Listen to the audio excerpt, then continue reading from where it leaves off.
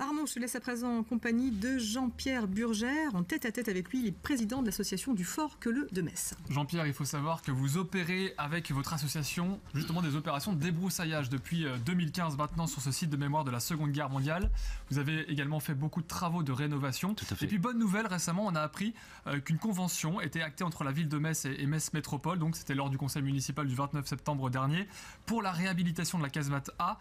Mais à l'occasion de ce conseil municipal, ça s'est un petit peu assombri pour vous et on va écouter une intervention de l'adjointe déléguée aux espaces verts, Béatrice Agamemnon. L'association présidée par M. Burger fait un travail remarquable et je lui ai dit à maintes reprises. Ceci dit, je pense que le devoir de mémoire n'excuse pas tout. Alors, les débroussaillages sauvages et abattages qui sont réalisés posent problème et posent vraiment beaucoup de soucis. Alors en premier lieu, ça a été dit, ils sont illégaux.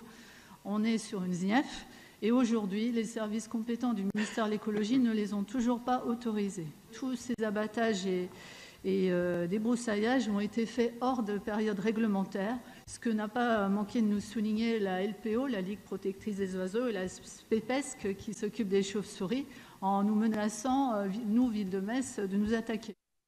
Voilà, c'était un extrait du conseil municipal du 29 septembre dernier. Entre les lignes, on comprend que l'adjointe donc aux espaces verts de la ville de Metz vous dit clairement que vous êtes des hors-la-loi. Vous êtes en illégalité au niveau de l'entretien du fort. C'est ce qu'on pourrait comprendre si on écoute ces dires, tout à fait.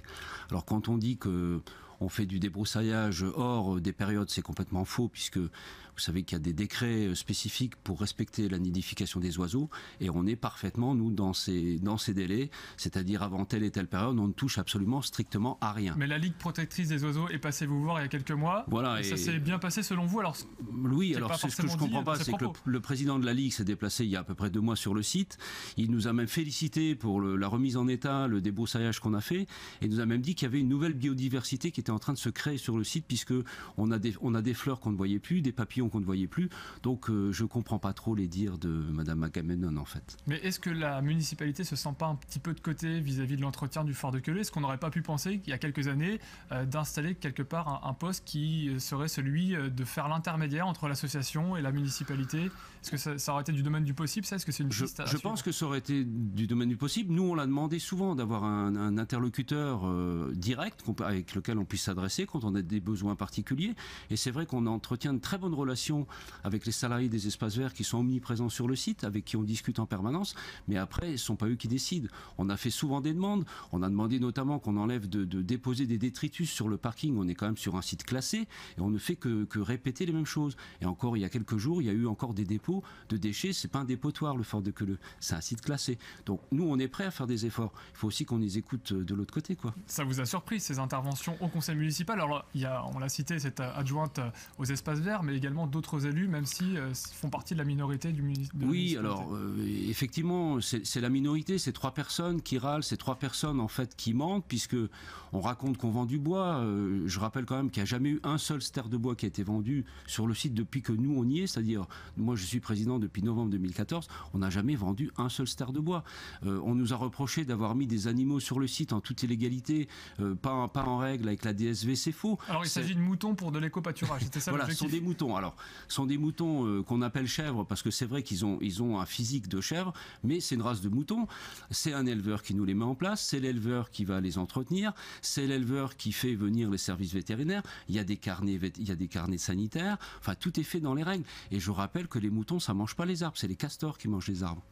Alors qu'est-ce que vous allez faire maintenant avec la municipalité? Vous avez entendu donc ce conseil municipal, c'est entre guillemets accusations. Est-ce qu'il va y avoir une concertation prévue? Est-ce que vous allez échanger peut-être sur le sujet? Parce que ce serait peut-être ça la solution pour faire avancer les choses. Voilà, moi j'ai demandé, et on va être reçu jeudi par le directeur de cabinet de Dominique Gros, qui a eu la gentillesse de nous recevoir, qui nous reçoit à 17h jeudi, pour avoir un entretien tête-à-tête, de manière à remettre à plat ces accusations, parce que je crois qu'il faut revenir aussi sur les choses importantes. Il ne faut pas raconter n'importe quoi. toi, aujourd'hui, le Fort de Queuleux, c'est un conseil d'administration de 25 personnes, c'est des gens sérieux. On monte des dossiers. Avec l'ADREL, la Direction Régionale de l'Environnement, on a monté des dossiers qu'on nous a demandé de faire sur 11 ans. Donc on s'est projeté sur 11 ans. C'est un travail énorme. Et je pense que jeudi, on va remettre tout ça à plat avec le directeur de cabinet. Et moi, ce que je souhaiterais, eh bien, c'est que les gens qui ont porté des accusations contre nous viennent et qu'on ait un face-à-face ensemble, de manière à savoir qui dit la vérité. Nous, on sait ce qu'on fait maintenant. Eux, si ils se contentent de ragots, parce que les ventes de bois, je ne vois pas qui a pu raconter ça, c'est des accusations graves. On est sur un domaine de l'État, vendre du bois qui ne nous appartient pas, c'est quand même grave. Donc voilà, moi j'attends à les rencontrer. Un petit mot juste pour terminer sur la convention Metz Métropole, la ville de Metz, qui s'engage donc à réhabiliter la casemate A. Ça, c'était vraiment très important et c'est finalement le plus important de toute cette affaire. Oui, mais c'est pas. Oui, c'est certainement le plus important parce que les anciens attendaient ça depuis 30 ans. Dominique Gros s'est engagé fortement depuis le début. Il a été le premier partenaire. Jean-Marc Todeschini, le secrétaire d'État, nous a aidé beaucoup à faire bouger les choses. Et puis on a eu la chance que Metz Métropole accepte de prendre le pilotage. Donc les premiers relevés métrés ont déjà été faits. Et on peut penser à un début de travaux, on va dire, en 2018. Bien sûr, c'est une excellente nouvelle. Merci beaucoup Jean-Pierre Burgère d'être venu sur ce plateau pour vous expliquer. Merci beaucoup.